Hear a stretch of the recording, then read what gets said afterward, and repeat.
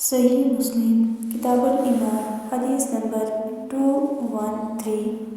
یحییٰ بن محمد بن قیس ابو ذکیر نے کہا، میں نے اعلیٰ بن عبد الرحمن کو اسی مذکورہ بالا سند کے ساتھ حدیث بیان کرتے ہوئے سنا۔ انہوں نے کہا، منافق کی 3 علامات ہیں۔ منافق کی علامات 3 ہیں، چاہے وہ روزے رکھے، نماز پڑھے اور اپنے آپ کو مسلمان سمجھے۔ صحیح مسلم کتاب الایمان حدیث نمبر 214۔ حماد بن سلمہ نے داؤد بن ابی ہندہ سے، انہوں نے سعید بن مسیب کے حوالے سے حضرت ابو ہریرہ رضی اللہ عنہ سے روایت کی، تو یحییٰ بن محمد کی اعلیٰ سے بیان کردہ روایت کے مطابق ہے، اور اس میں بھی یہ الفاظ ہیں، خواہ وہ روزے رکھے، نماز پڑھے اور اپنے آپ کو مسلمان سمجھے۔ صحیح مسلم کتاب الایمان حدیث نمبر 215۔